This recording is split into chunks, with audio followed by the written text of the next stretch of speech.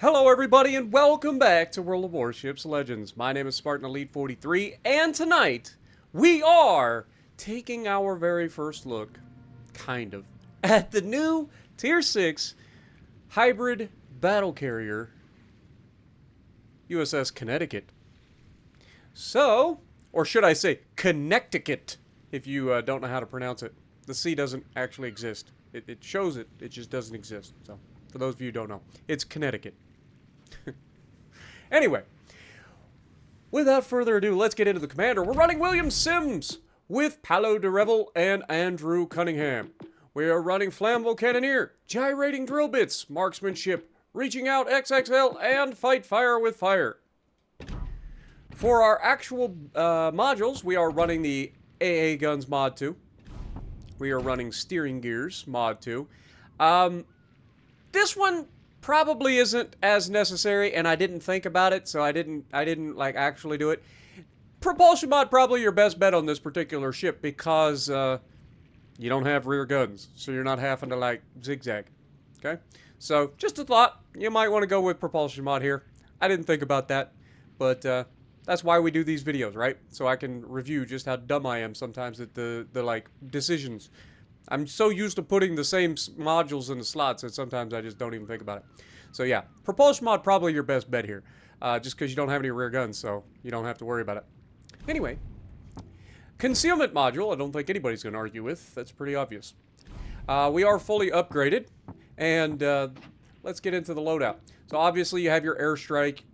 You've got, I've got the observation plane, aka the spotter plane, and we are running the Italian Unity flag because it kind of looks like a Spartan helmet if you squint just right. And then, of course, we're running the camo that comes with the ship, or is the perma camo that you can get with the ship right now. Anyway, with all of that being said, let's get into the specs. 73,500 hit points is absurd. Put that into perspective. That's more than an Iowa. Don't believe me?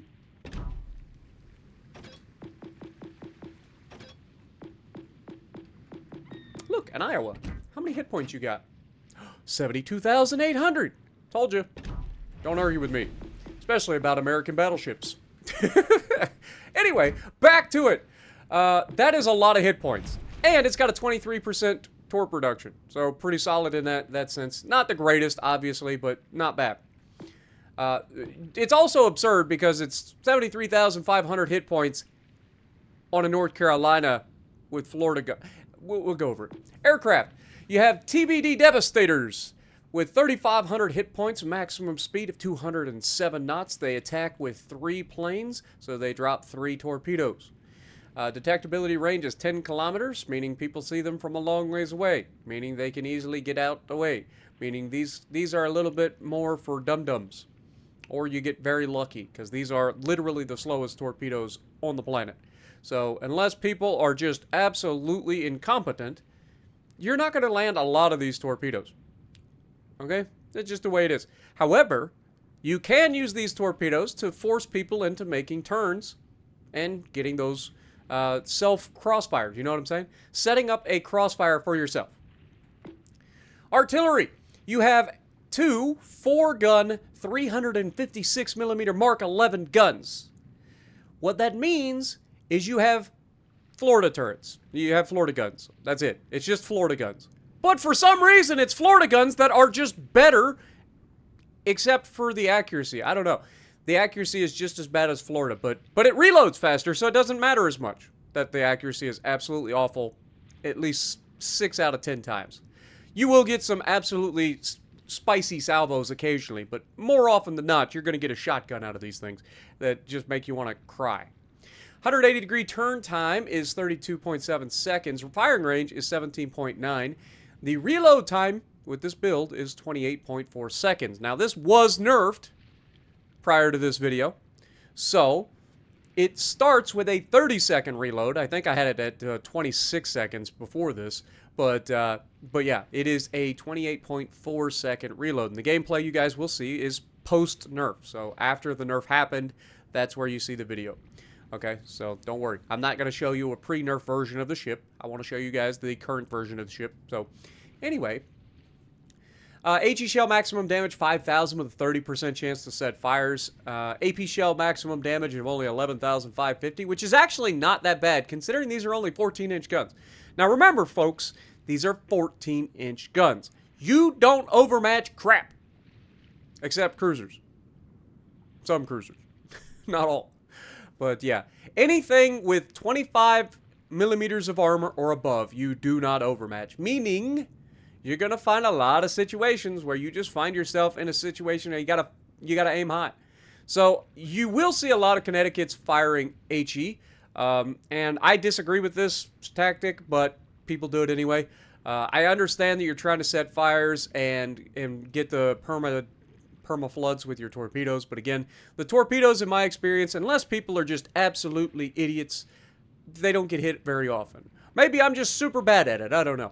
But yeah, I've been struggling with this particular one. All the other ones I had no problem hitting torpedoes, but for whatever reason I just struggle with the Connecticut to get good torpedo strikes. But secondary armament, you get 4 127mm Mark 30 Mod Zeros. They reach out to 5 kilometers with 3-second reload and 1,800 maximum HE shell damage with a 5% chance to set fire. Then you have the 127mm Mark 32s. You get 12 of those, reaching out to 5 kilometers, reloading in 6 seconds, and have a HE shell maximum damage of 1,800 with a 5% chance to set fire. So for whatever reason, the 127 Mark 30 Mod 0 is just a slightly faster firing gun. It gets 1 second faster firing. It's obviously more... I would say it's more modern, but it's not. It's a Mark 30 versus a Mark 32. I don't know what the difference and why one's slightly faster than the other. I guess it's because it's a single barrel gun. That would be my guess. Versus the double barrel guns of the Mark 32. Anyway, moving on. 20mm Oerlikon Mark 4s. You get 38 of those, doing 137 damage per second, 2.4 kilometer firing range. Remember, these are ranges boosted slightly by the fact that I run AA module in the first slot. 40mm Bofors Mark II, you get 32 of those, doing 127 damage per second, reaching out to 4.2 kilometers. Then you have the 127mm Mark 30 Mod Zeros, you get 4 of those, doing 43 damage per second, best number, and reaching out to 6 kilometers. And then you have the 127mm Mark 32s, you get 12 of those, doing 91 damage per second, reaching out to 6 kilometers.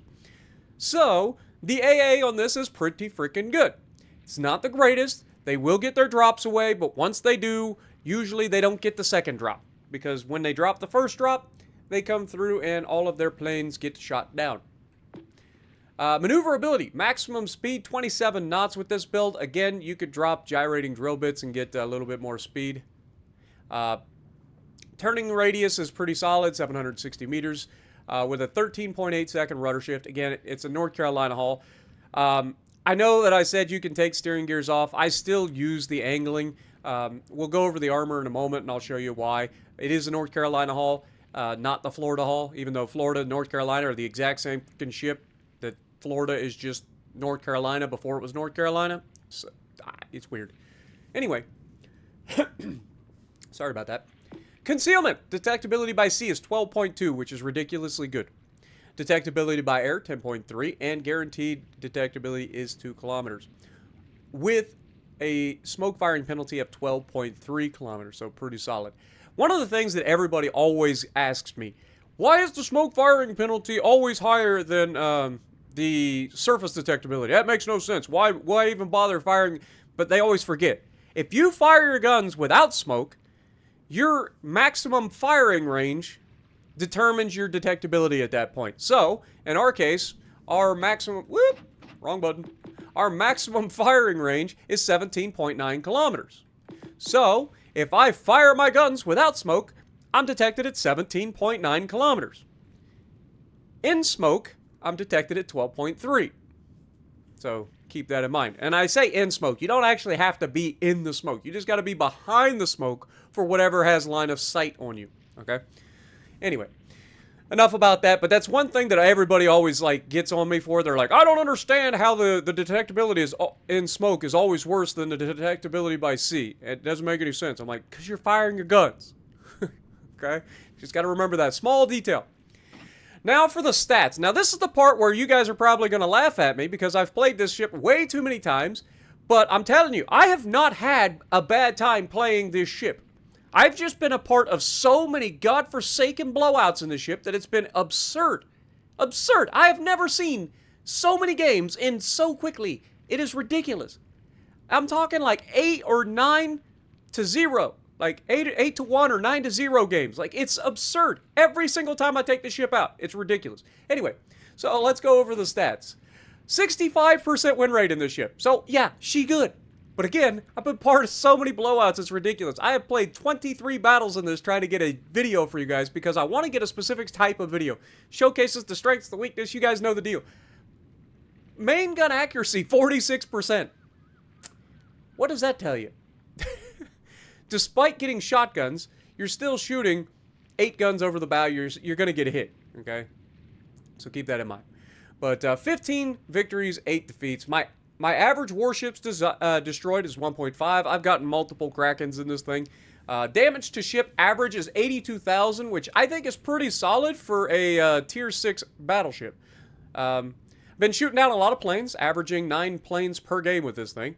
XP's been pretty solid, 1,800 base XP. The potential damage of 790 is a little bit low for a battleship for average, but it's not bad. You can see my highest average or my highest potential was 1.9. So there's that. Anyway, let's look at the armor. So just like in North Carolina, you have the exact same armor scheme. You have a 25mm bow, which almost every tier 5 and tier 6 battleship have. So anything 15 inches and above overmatches our bow. There is no extended belt. There's nothing there to protect you. If you have somebody with 15-inch guns or bigger, angle. Okay? The ship is not very thick at the front, right? It tapers in nicely. And then you got this nice juicy side plating, and this will bail you out so much. You just got to learn to use it, okay? So, let's talk about that, shall we?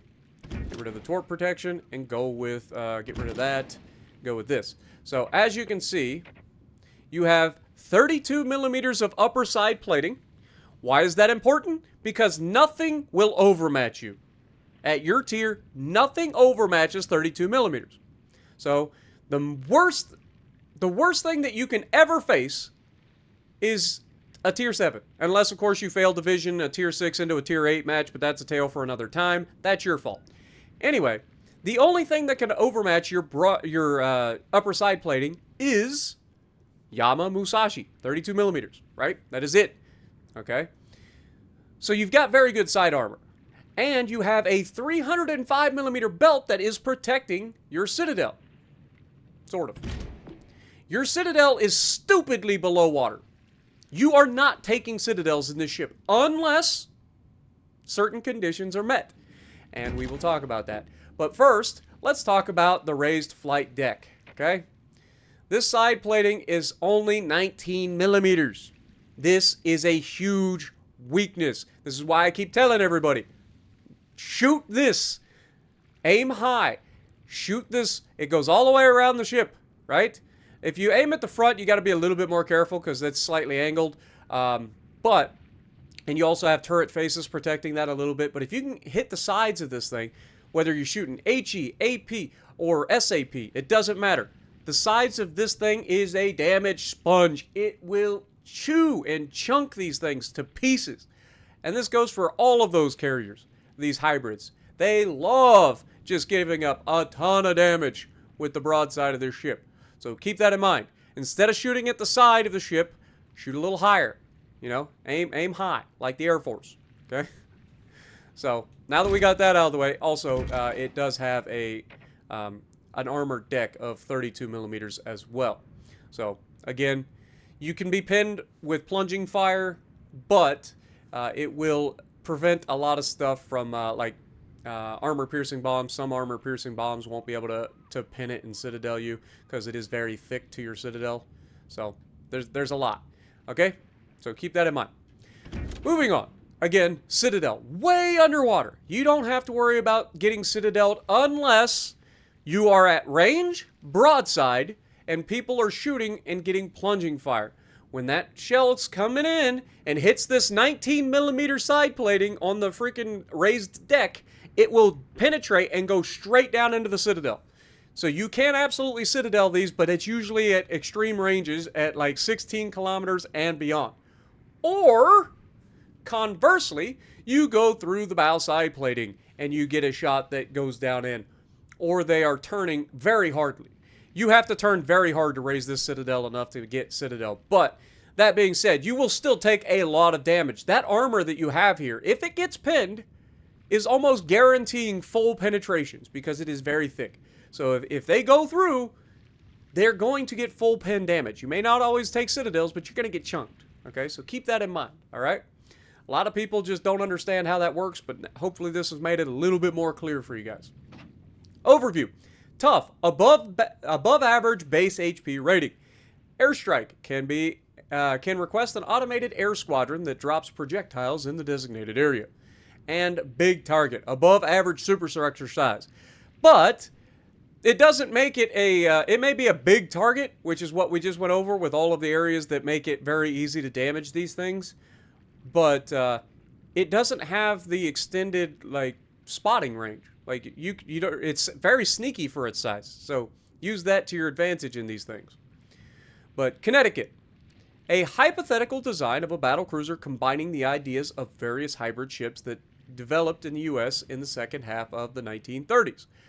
The composition of the ship's main battery, with 8 14-inch 356mm guns in 2 turrets, corresponds to Scheme F armament considered during the design of the North Carolina class. Scheme F is the Florida, okay? That is the Florida. So these guns are Florida guns, except they reload faster because reasons. But you have 1 less turret, so obviously you reload faster. That makes no sense as to why these 2 guns would these 2 turrets would reload faster. All right. First of all, it makes no sense that the Florida has a slow reload, considering if you look, these quad turrets are set up as essentially 2 dual turrets, meaning they shouldn't have the disadvantage of having a slower reload in the first place. But I digress. That's a tale for another time as well. What do you mean, Spartan? Look at it. You literally have a dual gun on the left, a dual gun on the right, right? It's just in a much wider turret, and they're all in one. But it is a dual turret and a dual turret. They are divided. But I digress. Anyway. But yes, the general layout with a hangar and a flight deck at the aft is based on the 1939 flight deck cruiser project. Interesting. A cruiser project on a battleship hull. Very interesting. Year of design, 1940. But of course, they were never built. Now again, I think these things are absolutely hideous. I've got nothing good to say about them, other than they're kind of fun to play. I ain't gonna lie. But yeah, when it comes to looks, they ain't it. I might be biased, but good God. Give me a North Carolina over this thing any day of the week when it comes to looks. But yeah, at the end of the day, some of y'all like concrete. I don't. And if you like what I'm doing, let's get to the gameplay. Alrighty, so we're going to be on Trap, and we're going to be in the Connecticut. Boy, I don't know how to say it, guys. Like I said, first of all, I want to get this out the way. I apologize to all of you who watched yesterday's video. It was a rough night, okay? So, I know you guys seem to agree and been going through a lot of the same stuff, but just sometimes I need to vent, and that's what that video was. But for those of you who didn't enjoy that, I do apologize. I try to put out entertaining content, but you know, I'm always real with you guys. I don't lie to you guys. I don't put on an act. It's just me. So I try to convey that with you guys. But being in the Connecticut, being on Trap, we're gonna do everything we can to put up a good showing. Now I get lucky. I spawn in the middle of the map. I'm gonna move forward, use the island for cover as best I can, and try to get into a position where I can crossfire the guys that are almost certainly going to go towards the alpha outside of the alpha cap. Now, right off the bat, you can see there's a carrier coming through with some planes. Our AA is going to engage, but at this range, the only thing that's actually engaging them is the dual-purpose secondaries, the 5-inch guns. So, not a lot of effective AA there, so we don't get any planes shot down. And that's one thing a lot of people misunderstand about the AA in this game. Most of your AA is like close-in AA. Very little of your AA is actually at range, especially on battleships. But Tennessee gets spotted. He's full broadside to us. We're going to go ahead and take the shot, and we're going to get blessed with 2 Tennessees going to the same location, both broadside to us. Now, the Tennessee, to his credit, is paying attention and decides to turn in just a little bit. Probably saves himself some damage there initially. But he doesn't really learn his lesson because he doesn't actually disengage. Now, I do want to give a shout out to the Miyoko out here. This Miyoko and I was in a match prior to this on this exact map where, boy, did we have some teammates. They were a thing. They existed. That's about all I can say about that. But I take a shot at the Miyoko thinking I could sneak a shot in there and catch him off guard. He actually throws it in reverse. I placed it towards the front of the ship expecting... Oh, by the way, we did land a torpedo on one of the Tennessees there. But I was expecting him to maybe go forward. He did not. He actually reversed. But we don't fall for that too often. Or at least not more than once anyway. But the Tennessees are both starting to push forward. And again, I am in the perfect position to provide a crossfire. That's why you don't run from your spawn all the time. Yeah, it's sometimes good. This is where habits and patterns and tendencies come in handy. You know how people play the maps by now, right? Most of us have enough experience to say, okay, I spawned here. I know these guys are likely to go over here. So put yourself in a position to counter that, right? It doesn't always mean you have to run from your spawn, especially if you're in the middle. There are a lot of maps where being in the middle is a very advantageous position, and this is one of them, where you have a beautiful look. And he goes full broadside again, and we're going to clap him once more for over 8,000 damage as he succumbs to the fire from the Pensacola. I want you guys to keep an eye on that Pensacola, by the way. Dude's going to be pretty solid on this side of the map. But, yeah. Tennessee getting a little bit too cute over here, hiding behind his island. You can see I'm trying to make sure I don't drop them on the island. I've done that several times where I forget about the lead up and end up dropping the torpedoes on the land. Turns out torpedoes don't go anywhere when they hit the land. Who'd have seen that coming? But we get a very nasty salvo, and that's what I'm saying. These guns surprise you every once in a while with how good they can be, just like the Florida. But a lot of times, they just leave you wishing for more. But as you can see, as people have tried to hit us with planes, we've already shot 11 of them down. And that's not anything from the first ones. Now, the carrier is sitting here, and he's going to request support. There is a battleship charging out. And this is where I get into chat, because he's requesting support. I'm like, dude, you got auto drive. Pull forward. Use the island to shield you. Why are you sitting in place waiting to die? It makes no sense.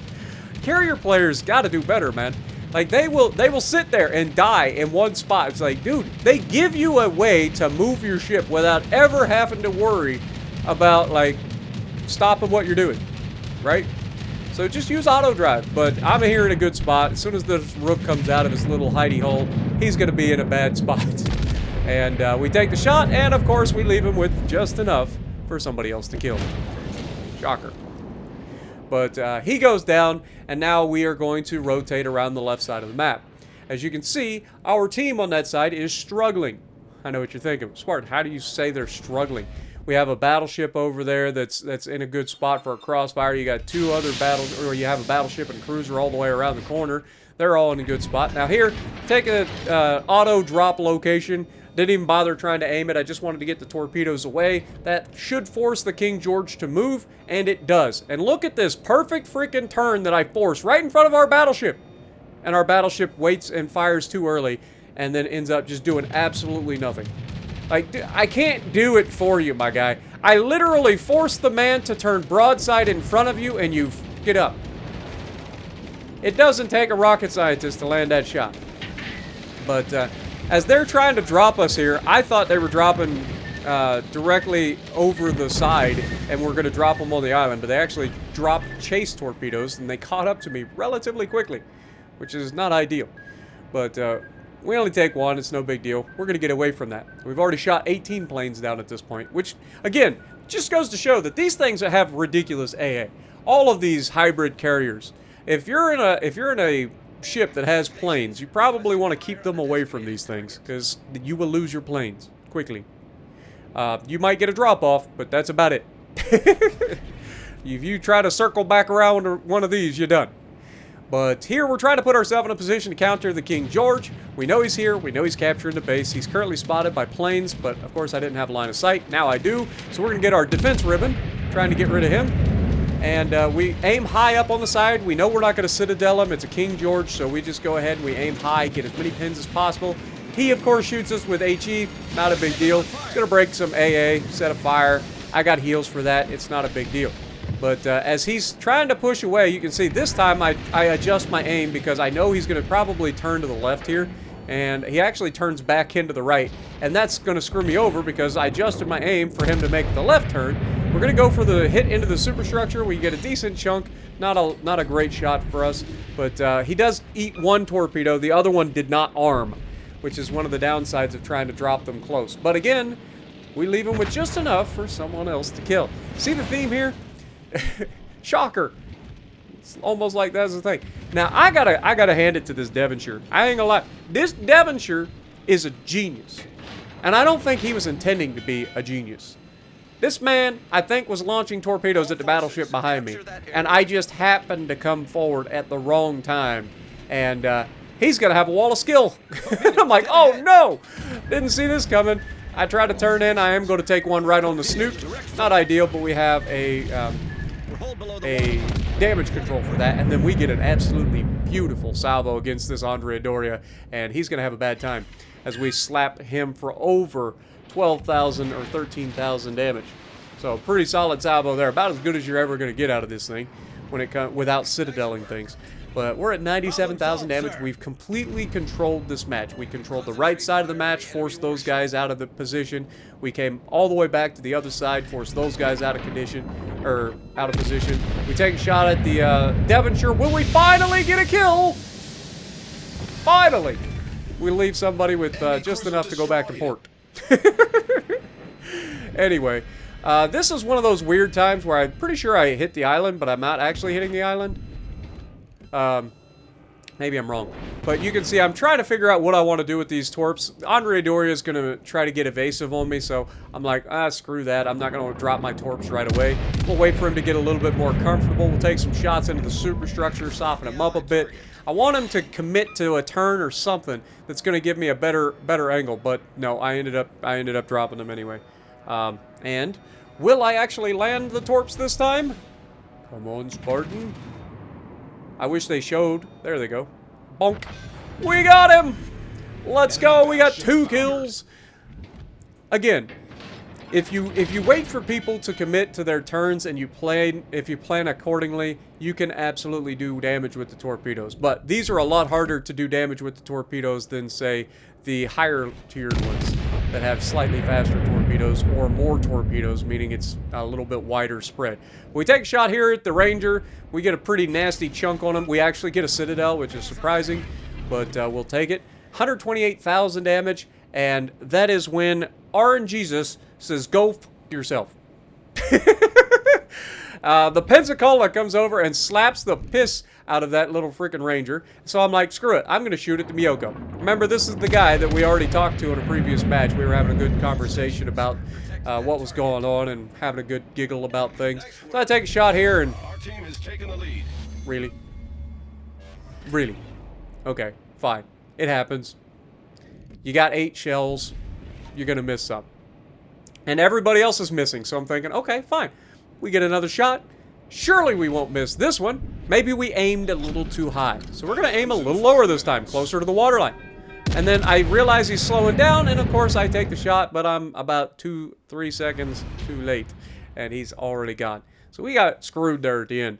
But we did everything we could. 129,000 damage, completely controlled the match. 3,700 base XP, but Pensacola coming in tops with 3K base and 4 kills. Of course, some of those kills were yoinks because I left him low, but that doesn't matter. He got the kill, and that's what matters. In the Pensacola, no less. So, well done to him. And I hope you guys enjoyed this video back to normal. And if you like what I'm doing, punch the like button, leave a comment below, subscribe to the channel if you haven't already, and as always, I will see you in the next video.